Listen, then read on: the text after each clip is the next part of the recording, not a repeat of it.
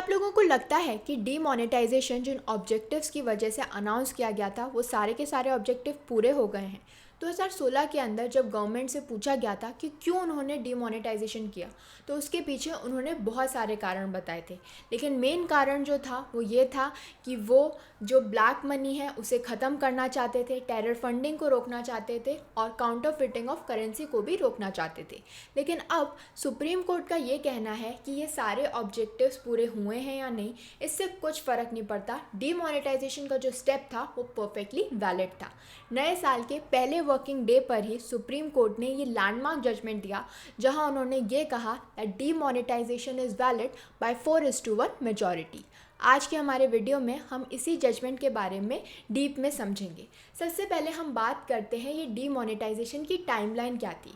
So on 8 नवंबर 2016 prime minister Narendra Modi ने announce किया था डीमोनेटाइजेशन को, यानी उनका ये कहना था कि अब अगले दिन 9 नवंबर से ये जो 500 और 1000 रुपीज़ के नोट्स हैं ये बिल्कुल कागज़ हो जाएंगे, इनके कोई अहमियत नहीं रह जाएगी और आप इसे as a legal tender use नहीं कर सकते। इसीलिए उसके अगले ही दिन यानी 9 नवंबर को सुप्रीम कोर्ट के पास एक पिटिशन फाइल की गई थी इस डिसीजन के अगेंस्ट में। सो आप देख सकते हैं कि 2016 के अंदर जो पिटिशन फाइल की गई थी उसका जजमेंट आज 2023 में आ रहा है, जब सब लोग डीमोनेटाइजेशन के कॉन्सिक्वेंसेस को एक्सेप्ट कर चुके हैं और भुगत चुके हैं। इसके बाद जुलाई 2017 के अंदर इनकम टैक्स डिपार्टमेंट ने अनाउंस किया कि उन्होंने डिटेक्ट किए हैं 71,941 crore worth of undisclosed income through searches, seizures and surveys over the past 3 years। और उसी साल अगस्त के अंदर आरबीआई ने इशू किए 50 और 200 रुपये के नए नोट्स। ये सारी इन्फॉर्मेशन के बाद ही सुप्रीम कोर्ट ने कॉन्स्टिट्यूट की थी एक constitutional bench in September 2022 to consider the validity of the demonetization decision. और दिसंबर 2022 के अंदर कोर्ट ने अपने वर्डिक्ट को रिलीज़ किया था and directed the central government and the RBI to provide relevant records for its परस्यूअल।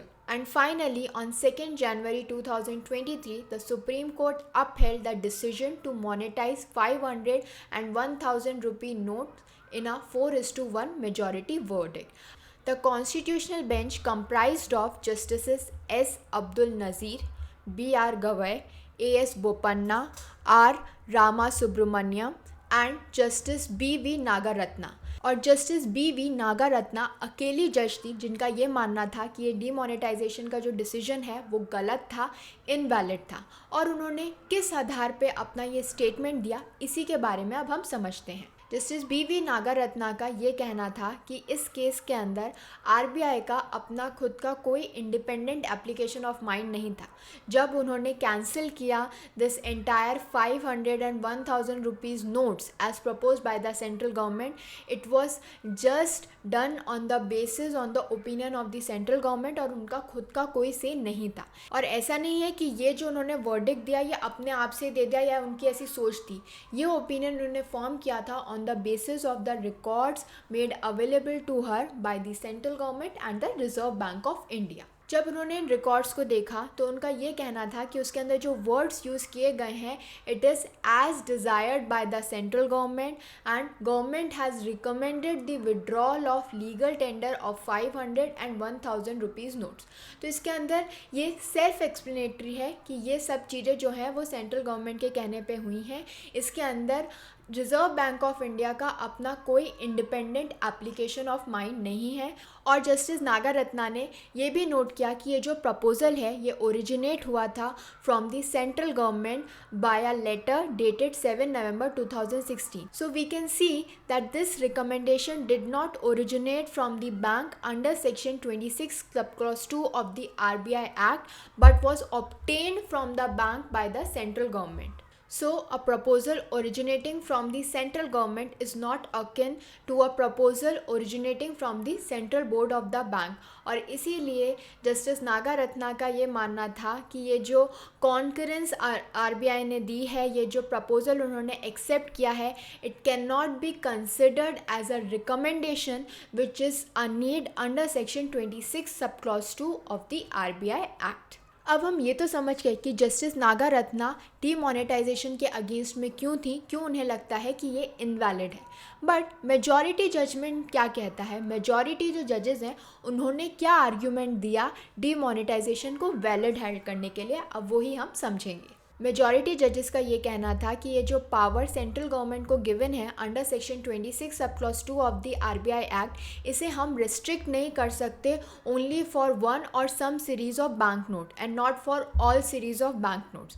सो उनका ये कहना था कि ये जो पावर सेंट्रल गवर्नमेंट को सेक्शन 26 सब क्लॉज 2 के अंदर मिली हुई है, ये सारे बैंक नोट्स के लिए मिली हुई है। एंड जस्ट बिकॉज जो इससे पहले डीमोनेटाइजेशन हुए हैं वो प्लेनरी लेजिस्लेशंस के थ्रू हुए हैं, इसका मतलब ये नहीं है कि this power is not available to the central government under section 26 sub clause 2 of the RBI act. दूसरा रीज़न जो उन्होंने दिया वो ये था कि ये जो सेक्शन है 26 सब क्लॉज 2 ये एक्सेसिव डेलीगेशन प्रोवाइड नहीं करता। और क्यों ये एक्सेसिव डेलीगेशन प्रोवाइडेड नहीं है? Because there is an inbuilt safe guard that such a power has to be exercise through a recommendation by the central board and on these grounds we can not struck down section 26 sub clause 2। और इसीलिए majority view ये था कि ये जो notification आया है 8 नवंबर 2016 को, it does not suffer from any flaws and satisfy the test of proportionality and can not be struck down on these grounds. और साथ साथ ये भी माना गया था कि जो टाइम प्रोवाइड किया गया था for the exchange of notes, it can not be said to be unreasonable. So in short supreme court का ये कहना था कि इससे कोई फ़र्क नहीं पड़ता कि डीमोनेटाइजेशन के जो ऑब्जेक्टिव्स थे वो पूरे हुए हैं या नहीं। डीमोनेटाइजेशन का ये जो नोटिफिकेशन है वो परफेक्टली वैलिड है और सेटिस्फाई करता है प्रोपोर्शनैलिटी टेस्ट को। साथ साथ उनका ये भी कहना था कि कोर्ट ने जो इंटरप्रिटेशन दिया है आरबीआई एक्ट को लेके वो प्रैग्मेटिक है, ना कि पीडेंटिक। यानी उन्होंने ओवरऑल देखा है कि कैसा ये स्टेप लिया गया, क्यों लिया गया, इसके आफ्टर इफ़ेक्ट्स क्या थे, ना कि वो माइन्यूट इश्यूज़ को देख रहे हैं आरबीआई एक्ट के कि क्या फॉलो हुआ और क्या नहीं। Court also held that the decision-making process cannot be faulted merely because it emanated from center, क्योंकि just because center ने notification पास किया है कि हमें demonetization करना चाहिए और आरबीआई ने नहीं, सिर्फ इसीलिए हम इस notification को invalid नहीं कह सके। And the 52-day period prescribed for exchange of notes cannot be said to be unreasonable। लेकिन इस डीमोनेटाइजेशन का इम्पैक्ट क्या हुआ? क्या सच में हमारी इकोनॉमी से ब्लैक मनी चला गया है? So according to a data from the Reserve Bank of India, the currency in circulation in value terms has gone up from 17.74 lakh crore on November 4th 2016 to rupees 32.42 lakh crore on December 23rd 2022। So in digit से आपको अपना answer मिल ही गया होगा कि कैसे demonetisation ने हमें impact किया है। I hope this information was helpful to all of you. Please do like, share and subscribe to my channel. Thank you.